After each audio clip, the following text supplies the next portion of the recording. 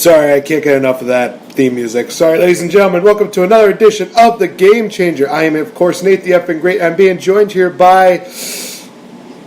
I don't even know what to even call you anymore. After last night's announcement, it's like, do I still call you Victory Bell, or do we call you by your official name?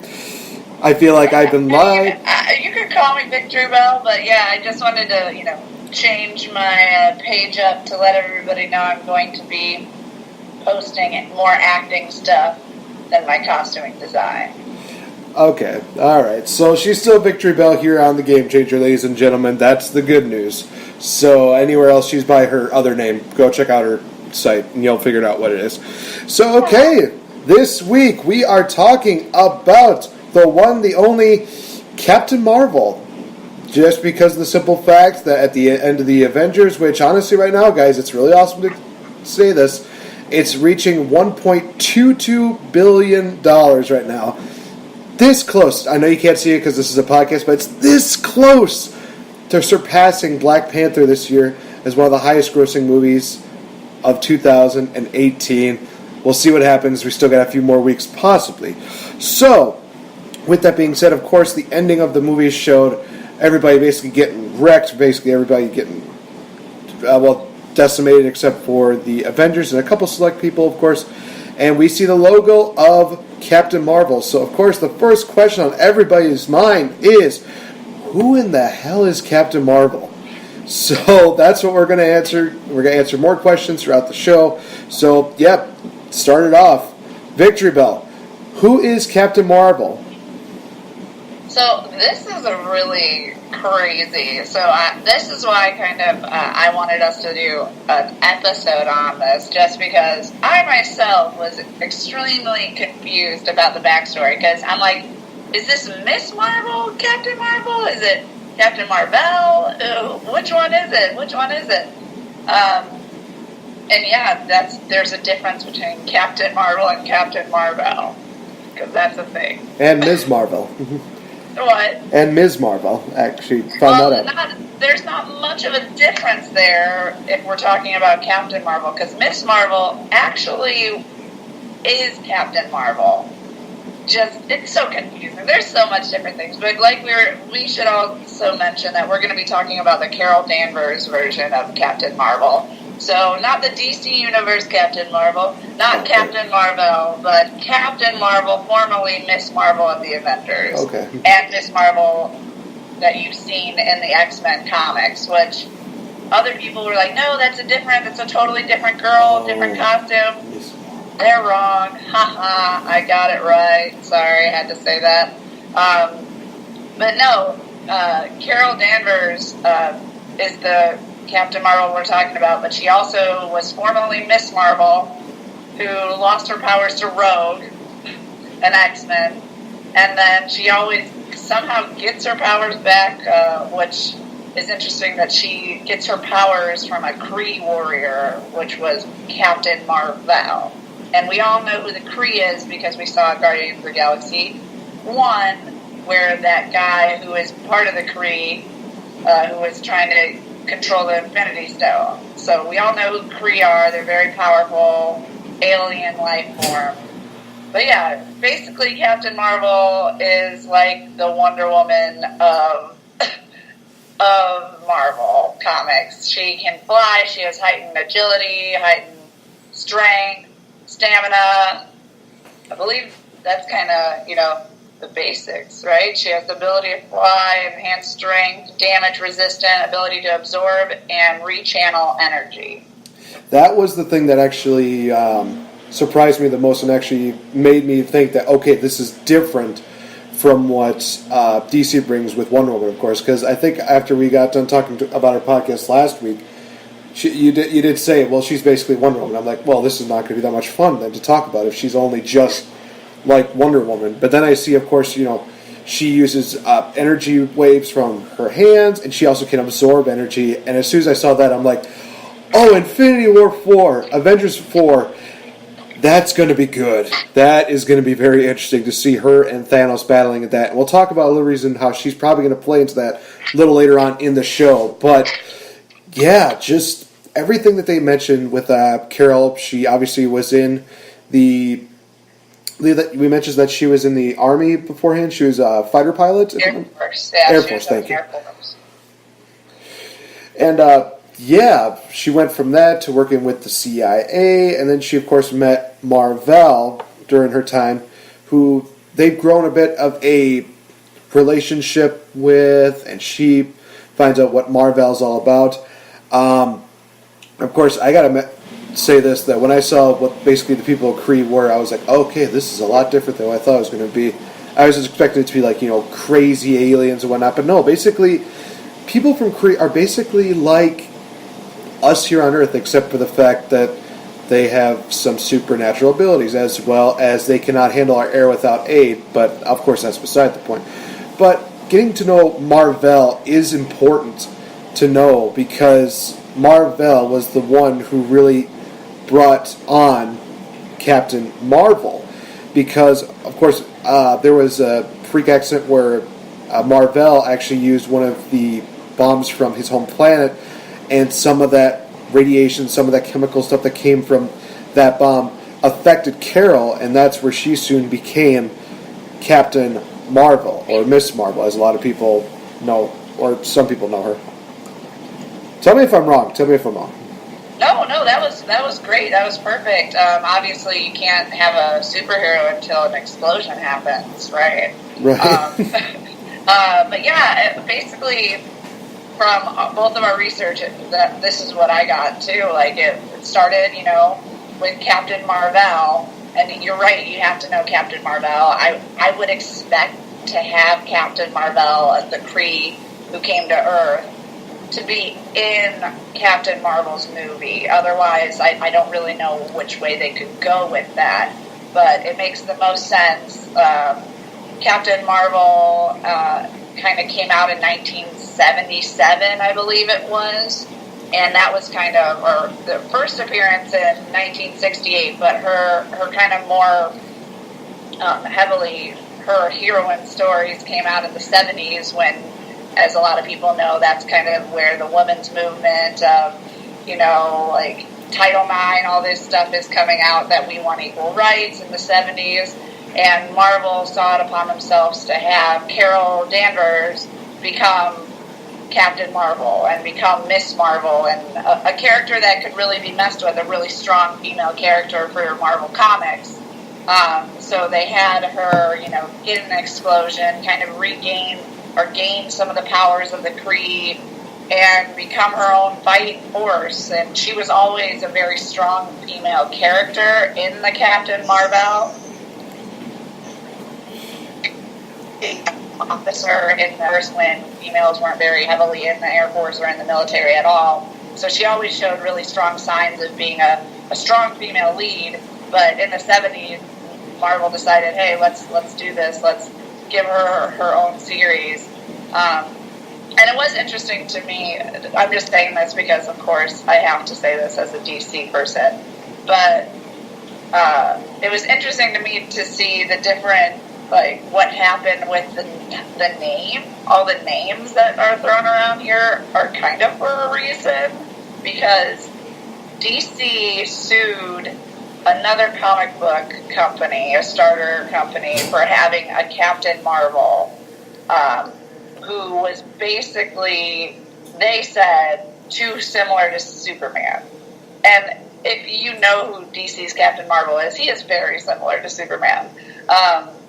Except for the fact that he uses magical powers to change into a giant man when he's a little boy. But when he's the giant man, they look very similar. You're like, are they the same person? I don't know.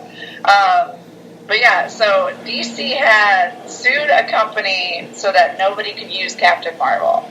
And then Marvel came out with Captain Marvel, which is different than Captain Marvel because it's not the same name. So they were allowed to use it, and then once DC, like the terms of their lawsuit ran up, they put out a Captain Marvel, which is now kind of more known as Shazam.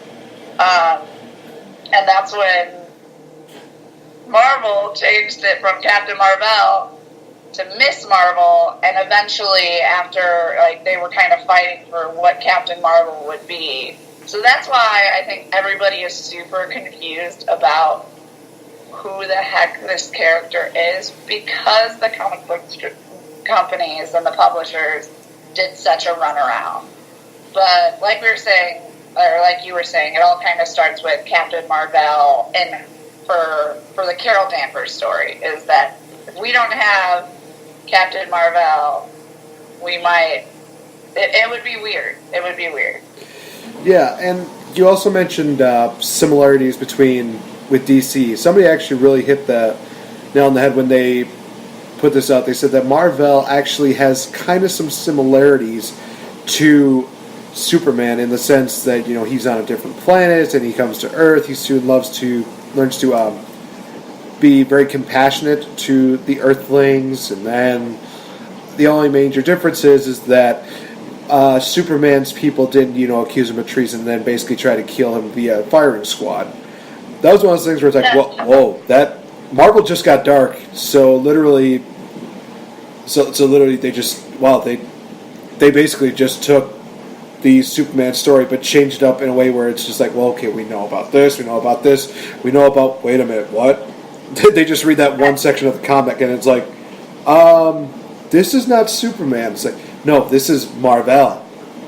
Awesome. But could you see though why they did that though? Oh yes. Because DC sues somebody and they're like, we'll make a Captain Marvel. I think it's so funny. Like it's humorous. It's a good tale to tell about, like, you know, this time in comic book history, like in the early 70s, late 60s, early 70s, where it was not a nice time for all these comic book companies. They were battling for dominancy, and we all know after the 70s, the 80s happened, and they all almost go bankrupt, having to sell Spider-Man, Marvel. But no, funny things to review. So I guess one thing that we kind of should talk about is where we think this origin story is kind of going to kind of take place and form. Like, because there's so many, like I was saying, there's Miss Marvel, Captain Marvel, another Miss Marvel costume, and Captain Marvel. Like, there's so many different people that might be thrown into this, might not be, and we also have to ask the question, we have to explain why she hasn't been in anything else so far. Yeah, as far as we know, from a lot of reports and a lot of people who have been taking notes about this, it seems like the movie is going to be taking place in the 90s, which is honestly a pretty interesting time slot to put it in. But in all honesty, it's not actually a bad time when I'm now looking at it, because I was born in the 90s, and I basically know what the 90s were, so we definitely could be, we're definitely going to, I mean, we both are going to look at this and be like, oh yeah, I remember that in the 90s. Oh, I remember that. Oh my god, that was like 20 years ago. Holy instead of like the Civil War time or something, like a Civil War, probably more World War II, like how some of these characters have been introduced way back when. Yeah, like when like Captain America and Wonder Woman, they were taking more place towards the times of old. But with Captain Marvel, they're going with something a little more retro, a little more something current, where some people might actually watch this and be like, oh, yeah, this was recent. I remember this. I remember this. Oh, remember when we had, movie theaters that were like this and they weren't so crazy? And I guarantee you there's going to be a lot of people that are going to be like, oh, this is the good old days. This is when it was first come, first serve. We didn't have to go through electronic stuff like that. And I'll just be like, that is actually true. So, but interesting. That's interesting to me too, and yes, I've heard that as well. I'm wondering why. Like, I get that they could not have her first movie be in present time, right? Because right now everybody's dead. So, So we definitely couldn't have her in present time. But it is interesting why she is in the 90s. I would like to kind of ponder, like, why do you think she's starting in the 90s? I think there's been a lot of interesting backstories that they've been trying to do. Like, maybe that's the time when she was growing up. Maybe she was a teenager during this time. Maybe this is when she was, getting... Maybe this is where she's just, getting into that maturity age. I don't know. And maybe it's just an easier way of explaining, she looks good for her age now than explaining, how has Steve Rogers kept his body even after, 70 years of being in isolation. Well, I mean, that answers the question there. He was in, isolation, hibernation, or whatever you would like to call it. I know I'm using a Star Wars reference, but I don't care at this point. I think it just would be easier for them to convince people that, hey, Captain Marvel's kind of a bit of a teen here, and then when they, of course, get to the present day, she's probably going to be, maybe 20s, 30s, maybe? Maybe it's an easier way to explain it than how they would with Captain America, but I don't know. I might have to look at an article really quick, because it's from actually Time Magazine, where it says Captain Marvel takes place in the 90s. Why it's a great idea. So let me kind of look into that. Yeah, no problem. I could talk for a little while you catch up on the 90s and why it's a good idea to have her there. Yeah, but why do you think it's a good idea to have her in the 90s? Well, I don't really understand why it's the 90s right now. I do know, like I said, it can't be present, and it would have to be pre-Iron Man, because Iron Man was kind of the first movie that we saw, the new Marvel series taking place in was Iron Man. So she can't be there. So she can't be in any of this in the time that these 18 movies have come out. She is not there. So there has to be some explanation. Obviously, there's been cases where she's been with the Avengers, she's been with the X-Men. The X-Men did come out in the 90s. I don't know if there's going to be any X-Men references. And by X-Men, I don't mean the comic book series, but I mean the movies came out in the 90s, and a cartoon about the X-Men came out in the 90s, which she was featured. Miss Marvel was in the cartoon, and that was the music you were playing is the X-Men 90s cartoon. I love it. It takes me back to those times you're just watching FX or whatever it was on. Saturday cartoons. But yeah, it was a very 90s series, very colorful, very bright. All the suits were ridiculous. Wolverine was in it. I guess that would be my thing, is maybe they want to put her back in the 90s to where she kind of got more popular, and people know the 90s really heavily for the X-Men. And that's where she kind of, I feel got her movements going, is when Rogue took her powers. That's how I know her. I don't know her as Captain Marvel. I remember her as the superhero that Rogue touched too long, and she forgot all of her memories, lost all of her powers, and was done. And Rogue was really cool. And you're oh shoot, that's how she got her powers? That's pretty awful. But then Professor X gave her memories back, and obviously they can't do anything to do with her on the Avengers, which on times that she was on the Avengers, there was I forget what comic book it was. It's not Civil War, but she was part of the Avengers, and she actually got kidnapped and raped and had a son on a different planet. So they definitely are not going there, I don't think. Jeez. Because she's not on the Avengers yet, so they can't put her on the Avengers. But yeah, it's very interesting. Did you read it, the article? It doesn't really give it a really strong reason why they're doing it in the 90s, but one of the things that they mentioned is that it seems like a lot of people are very nostalgic when it came to a lot of the things that they put into the, back in the retro days. Like, of course, they mentioned Star-Lord's 70s playlist. Stranger Things are basically taking place in the 80s, and that's getting popular. So I think that they are mainly doing that because they see how well so many things, these, ancient treasures are being remembered, that they said, okay, well, somebody's already done the 70s, somebody's already done the 80s.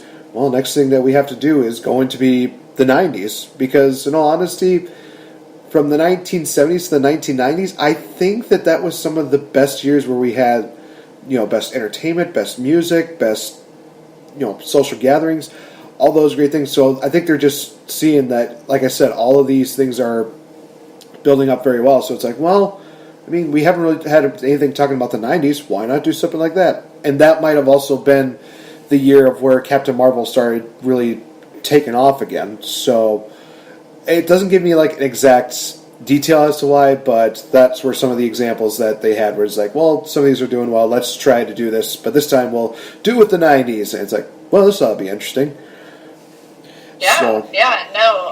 I agree. I would think the main reason, though, is to not conflict with the Marvel timeline that's already there. That is true. So to me, that is the main reason, is they cannot conflict with the Marvel timeline. So any of those decades, 70s, 80s, 90s, could work. Because I forget when Iron Man came out, but I'm pretty sure it was in 2000. Yeah, that sounds about right. Yeah, so we know that the 90s works for her, so it would make sense. I also, I don't think that she's going to be a teenager. I'm pretty sure she's going to have some resistance to aging. I'm thinking she's going to be off-planet. That would be the only explanation to why she has not been in the Marvel Universe yet. So I'm thinking they're taking her off planet somewhere, and she's not going to be aging very, very differently. So I'm hoping the movie, it's the 90s. She's hopefully working with Captain Marvel, a Kree, like as we said, a Kree who came to Earth seeking refuge, trying to just be there hiding away from his own people. Explosion happens. He saves her. They have some sort of cute relationship. He saves her. That explosion transfers some of his power. Maybe he even dies. That would be fine with me. And I just think that that's where it's going to start. Is that they're going to have some sort of kind of relationship, and he's going to sacrifice himself. She's going to come out of it stronger, but I do think something has to happen at the end to explain why she hasn't been here. Yeah, I could probably see that. One thing that my friend Max mentioned, that he had this theory about how it's going to end, how the movie is going to end, and that's going to tie in with the Infinity War as well as Avengers 4, whatever that title might be. He has it that, at this point, she's already had her powers. They kind of did their jobs. They've saved, maybe it's Kree or maybe it's a different planet or something like that. But near the end, Marvel actually, it happens the same way with everybody else. He kind of dissipates, and it definitely ties into, Thanos did the click, did a snap of his fingers, half of the planet is getting wiped out. Well, half the universe is getting wiped out, I'm sorry. So that might be the way that they kill off Marvel. It's an interesting way to put it, and maybe at that point, that's when we see Captain Marvel. She pulls out her 90s pager. She looks down at it, and two words that she could say. One could either be Earth, or the other one would be that she looks at it and she says Fury, and then just cuts off like that. To where now it ties in where it's like, okay, this ties into the fact of what the end credit scene was for Avengers Infinity War. So now we have a good build-up going into this. So she's coming to Earth. She's going to be basically coming in and seeing, what's going on, what's happening. Of course, the other Avengers are going to be like, well, blah, blah, blah, blah. And they'll establish something. Yeah. I would love to just have this joke between Captain America and Captain Marvel where it's just like, there can only be one captain. Well, my captain, your captain, or something like that. Just, I'm not going to think of that kind of jokes like, at the top of my head. But it just would be one of those things where it's like Captain, they both just look and say yes. And they just look at each other like, there'll be something. Yeah. There's three. So I guess the final thing that we could talk about is how well she's going to be playing into Infinity War. Now, when I found out that she could definitely absorb energy, the first thing that I thought to myself was, oh boy, so basically Thanos is going to try and do like a shot of power or something like that, and she's just going to basically try to absorb it like it's nothing. Now, obviously, there may come a point where she may be in over her head, but still one of those things where I look at it and think to myself, oh my gosh, I would love to see Thanos' face where he thinks like, oh, just do one zap, you're dead. She takes it like, nope, back at you, boom. And he's like, what? Okay, let me try double zap. Nope, back. So I'm looking forward to seeing how that's going to look. But also, and I know this is getting a little off topic, I would really love to see this because I think I saw, it was a comic to where what the Infinity War ending was going to be. And it's Thanos versus Captain America. And Captain America basically talks about how, if one man can stand up to you, then civilization hasn't really died. And it's one of those things where I think it'd be a great way to write off Steve Rogers. But getting back to the subject of Captain Marvel, I think that she's definitely going to be playing a firm role in this, whatever it is, whether it's Endgame or something like that. I think she's going to be the turning point. And to her credit, there may be a chance that she's going to be the new leader of the Avengers. You never really know. But I think it would actually be really cool to see Captain Marvel take the reins as the next leader of Avengers. I know some people would be like, no, it's got to be Iron Man. No, it's got to be Captain America. I'm like, you know what, dude? We've had a lot of guy leaders for a long time. I'm ready to see a woman take charge for once. Yeah, no, that's awesome. And she's definitely a very strong female character. I don't know much about her besides the research we just did. I don't know much of just personality-wise and if I'm going to enjoy her. I would think I would. She seems like she's going to be a very strong female character, good role model, kind of no bars, not taking any crap from guys. She's an officer in the military. She knows what she's doing. She's intelligent. She's very strong. And, if they give that little romance and, she eventually calls herself, because she goes from, Miss Marvel to Captain Marvel. And one of the reasons she decided to change her name, to Captain Marvel, is to really honor her friend, Marvel. So I think that's kind of what we're going to see is Marvel, and her. It's going to be a very strong relationship. She's going to get her powers. He's probably going to end up dying. She wants to remember him, and instead of being a Ms., she would like to be a captain because she's a badass and she's in the military and that's her role. The only thing that I don't know what they're going to do is how they can explain where she's been. And that's the only holes that I see right now is because if Fury pages are on this thing, we don't know what it is. Honestly, I have no idea what it is. It can be an outer space page. I don't know. But she definitely cannot be on planet. They'll have to explain a decent amount.